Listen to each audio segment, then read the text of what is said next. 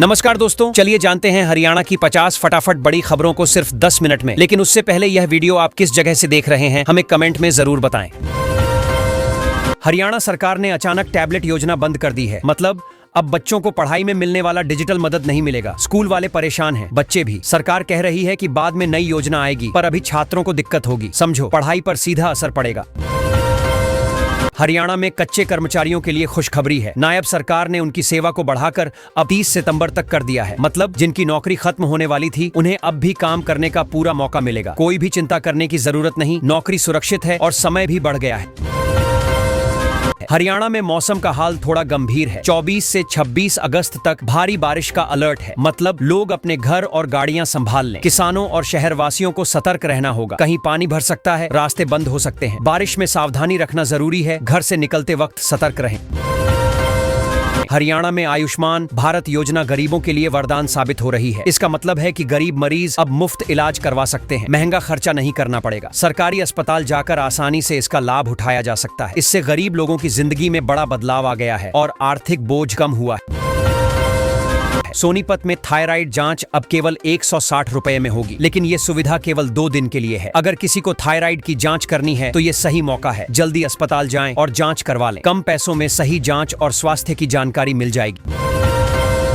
हरियाणा के किसानों के लिए भी बड़ी राहत है। प्रशासन ने किसान बीमा की अंतिम तिथि बढ़ा दी है। इसका मतलब है कि अब किसान ज्यादा समय लेकर बीमा करवा सकते हैं। बीमा करवाने से आपदा या नुकसान की स्थिति में आर्थिक मदद मिलेगी। जो किसान पहले नहीं कर पाए थे अब सुरक्षित रह सकते हैं। हरियाणा के जगत सिंह ने उपराष्ट्रपति चुनाव में नामांकन दाखिल कर दिया है। उन्होंने सारे जरूरी कागजात जमा कर दिए हैं। अब उनकी उम्मीदवारी औपचारिक रूप से मान्य हो गई है। ये चुनाव बहुत अहम माना जा रहा है। राजनीतिक गलियारों में इस नामांकन की चर्चा जोरों पर है। हरियाणा पुलिस ने अग्निवीरों के लिए भर्ती में 20% आरक्षण देने का ऐलान किया है। फिजिकल टेस्ट में भी इन्हें छूट मिलेगी। मुख्यमंत्री नायब सैनी ने इसे एक बड़ा कदम बताया। इससे भर्ती में शामिल होने वाले लोगों को राहत मिलेगी और अग्निवीरों का सम्मान बढ़ेगा। गुरुग्राम के नागरिक अस्पताल में रोजाना 25 से 30 लोग कुत्तों के काटने या घायल होने की वजह से पहुंच रहे हैं। ये संख्या लगातार बढ़ रही है और अस्पताल की व्यवस्थाओं पर दबाव डाल रही है। लोगों में डर और सतर्कता बढ़ गई है। प्रशासन अब समाधान खोजने में लगा है। मोरनी इलाके में स्कूल जाने वाले बच्चों को उफनती नदी पार करनी पड़ रही है। वीडियो में दिख रहा है कि बच्चे खतरे में स्कूल पहुंच रहे हैं। लोग चिंतित हैं कि ये स्थिति बच्चों की सुरक्षा के लिए खतरनाक है। प्रशासन से जल्द राहत की उम्मीद की जा रही है। हरियाणा विधानसभा का अगला सत्र 25 अगस्त को दोपहर 2 बजे शुरू होगा। पहले दिन सदन 6 बार स्थगित हो चुकी है। अब उम्मीद है कि कार्यवाही नियमित रूप से होगी। जनता नेताओं की बहस और फैसलों पर नजर रखे हुए है। गुरुग्राम में रोजगार मेला हुआ था। वहां 70% से ज्यादा छात्रों को शॉर्टलिस्ट कर लिया गया। मतलब जो आवेदन किए थे उनमें ज्यादातर लोग अब अगली स्टेज में पहुंच गए। ये अच्छा संकेत है कि मेहनत करने वालों को मौके मिल रहे हैं और युवाओं के लिए नौकरी की उम्मीदें बढ़ रही हैं। सोनीपत अब सीएनजी स्टेशन पर रोटेशन से गैस दी जाएगी। मतलब हर स्टेशन पर बराबर सप्लाई होगी। पहले कहीं गैस खत्म हो जाती थी, लाइन लगती थी। अब ये सिस्टम आएगा तो लोगों को आसानी होगी, स्टेशनों पर इंतजार भी कम होगा और सभी को समय पर गैस मिलेगी। पोटका में चुनाव आयोग ने हरी झंडी दी तो 18 नए मतदान केंद्र खुलेंगे। समझो कि लोगों को वोट डालने में आसानी होगी। अब हर आदमी नजदीकी केंद्र पर जा सकेगा। लंबी कतारों से छुटकारा मिलेगा। मतलब हर वोटर आराम से अपना वोट डाल सकेगा। लोकतंत्र मजबूत होगा। फतेहाबाद पुलिस ने बड़ी कार्रवाई की है। 5 लोगों की करोड़ों की संपत्ति जब्त कर दी। मतलब ये लोग शायद अवैध तरीके से पैसे कमाने में लगे थे। अब कानून ने हस्तक्षेप किया। समझो कि गलत काम करने वालों को पकड़ना और उनका माल जब्त करना जरूरी था। हरियाणा के मजदूर अब सरकार के खिलाफ मोर्चा खोलने वाले हैं। जंतर मंतर पर प्रदर्शन करने की तैयारी कर रहे हैं। मतलब वे अपनी समस्याओं और मांगों को जोर से उठाना चाहते हैं। समझो कि ये आवाज सरकार तक जाएगी और उनके लिए कोई समाधान निकलना ही पड़ेगा। हरियाणा में एक छात्र ने अपने टीचर पर हमला कर दिया। ये बात बहुत चिंताजनक है। स्कूल में सुरक्षा इतनी कमजोर है कि छात्र जानलेवा हमला कर सके। शिक्षक और छात्रों का माहौल डरावना हो गया। अब अभिभावक भी परेशान हैं। सरकार को इस पर जल्दी कदम उठाना होगा। गौवंश के लिए हरियाणा सरकार ने पहल की। 65 गौशालाओं को चेक बांटे गए ताकि उनका संचालन बेहतर हो सके। किसानों और गौपालकों को राहत मिलेगी। गाय बछड़ों की देखभाल आसान होगी। मतलब सरकार ने आर्थिक मदद के जरिए पशुपालन को मजबूत बनाने की कोशिश की है। समझो ये बड़ा कदम है। हरियाणा में नशे के खिलाफ नया अभियान शुरू होगा। 26 अगस्त को सीएम सैनी और विधायक साइकिल पर सदगन पहुंचेंगे। जनता को जागरूक करेंगे कि नशा कितना खतरनाक है। लोग स्वस्थ जीवन अपनाएं। मतलब ये अभियान सिर्फ दिखावा नहीं बल्कि लोगों की सोच बदलने वाला है। हरियाणा विधानसभा में हंगामा हुआ, लेकिन अब ऑल पार्टी मीटिंग बुलाई गई। 26 अगस्त को मुद्दे पर बहस होगी। नेताओं का कहना है कि विवाद को सुलझाना जरूरी है। जनता की आवाज सुनी जाएगी। समझो, सभी पार्टियां तैयार हैं और फैसला सोच समझ कर लिया जाएगा। सीएम ने विधानसभा में कहा कि कानून व्यवस्था का मुद्दा गंभीर है। वो चाहते हैं कि इस पर खुलकर चर्चा हो, लेकिन विपक्ष से भी कहा कि राजनीति मत करो। मतलब सीधे सीधे सुरक्षा और शांति सबसे जरूरी है और इसे राजनीतिक रंग में मत ढालो। हरियाणा में बेटियों की सुरक्षा के लिए नया ऐप आया है। अब आप अपने बच्चों की लाइव लोकेशन तुरंत ट्रैक कर सकते हैं। अगर कोई इमरजेंसी हुई तो तुरंत मदद मिल जाएगी। ये ऐप खास तौर पर सुरक्षा को ध्यान में रखते हुए बनाया गया है। शिक्षक पात्रता परीक्षा का रिजल्ट जल्द आने वाला है, लेकिन पहले एक जरूरी प्रक्रिया पूरी करनी होगी। अभ्यर्थियों को सभी दस्तावेज सही तरीके से जमा करने हैं, तभी रिजल्ट आएगा और आगे की तैयारी संभव होगी। हरियाणा बिजली विभाग ने पुराने बिलों के लिए बड़ी राहत दी है। अगर आपका बकाया 31 अगस्त 2024 से पहले का है तो ब्याज माफ होगा, और अगर मूल राशि एक साथ जमा कर दो तो 10% छूट भी मिल जाएगी। जल्दी फायदा उठाओ। गुरुग्राम में नगर निगम 500 मकानों पर बुलडोजर चलाने वाला है। यह अभियान अगले हफ्ते शुरू होगा। मकानों के अवैध निर्माण के खिलाफ यह कार्रवाई है। जिनके घर नोटिस में हैं, उन्हें तैयारी करनी चाहिए और नियमों का पालन करना जरूरी है। हरियाणा सरकार ने किसानों के लिए नई डिजिटल जनगणना योजना शुरू की है। इसके तहत 2027 तक पूरी प्रक्रिया पूरी होगी और जमीन रिकॉर्ड को दुरुस्त किया जाएगा। इससे फसल नुकसान का सही आकलन होगा और किसानों को समय पर मुआवजा मिलेगा। सरकार ने नोडल अधिकारी भी नियुक्त कर दिए हैं। पानीपत में किसानों ने बिजली निगम अधिकारियों पर भ्रष्टाचार और लापरवाही का आरोप लगाते हुए धरना दिया। किसानों का कहना है कि ट्रांसफार्मर खराब होने या तार टूटने पर विभाग समय पर सुधार नहीं करता। इस वजह से फसलों को नुकसान होता है। अब हर माह अधिकारियों और किसानों की मीटिंग होगी। हरियाणा में सरकारी नौकरी का सुनहरा मौका आया है। राज्य में 29 पदों पर भर्ती निकली है। उम्मीदवारों को 21 अगस्त से आवेदन करना होगा और 10 सितंबर तक अंतिम तिथि है। इंजीनियरिंग स्नातक उम्मीदवार आवेदन कर सकते हैं। चयन स्क्रीनिंग, लिखित परीक्षा और इंटरव्यू से होगा। वेतनमान लेवल 9 पे स्केल रहेगा। झज्जर रेवाड़ी क्षेत्र में किसानों की जमीन का फर्जी रजिस्ट्रेशन कराकर फसल योजना का लाभ लेने का मामला सामने आया है। कई किसानों को इसका नुकसान उठाना पड़ा। इस धोखाधड़ी को लेकर जांच शुरू हो गई है। किसानों ने प्रशासन से मांग की है कि दोषियों पर सख्त कार्रवाई की जाए और वास्तविक किसानों को लाभ मिले। हरियाणा में अगले 4 दिन तक बारिश के आसार हैं। मौसम विभाग ने आज 9 जिलों में येलो अलर्ट जारी किया है। इससे तापमान में गिरावट आएगी और उमस से राहत मिलेगी। किसानों के लिए यह बारिश धान और अन्य फसलों के लिए उपयोगी मानी जा रही है। लोग सतर्क रहने की सलाह दी गई है। हरियाणा सरकार ने अग्निवीर नीति 2024 लागू कर दी है। इसके तहत पूर्व अग्निवीरों को पुलिस कांस्टेबल में 20% आरक्षण मिलेगा। वहीं ग्रुप बी और ग्रुप सी के कई पदों पर अलग अलग प्रतिशत में आरक्षण तय किया गया है। शारीरिक जांच से छूट होगी, लेकिन लिखित परीक्षा अनिवार्य रहेगी। इससे उन्हें नौकरी में प्राथमिकता मिलेगी। हरियाणा और यूपी को जोड़ने वाला हाई स्पीड रेल कॉरिडोर अब तेजी से आगे बढ़ रहा है। पलवल से सोनीपत तक बनने वाली इस लाइन में 15 स्टेशन होंगे और गाजियाबाद, नोएडा, बागपत जैसे शहर जुड़ेंगे। यह प्रोजेक्ट ट्रैफिक दबाव घटाएगा और यात्रियों को तेज सीधी रेल सेवा देगा। औद्योगिक गतिविधियों को भी इससे बढ़ावा मिलेगा।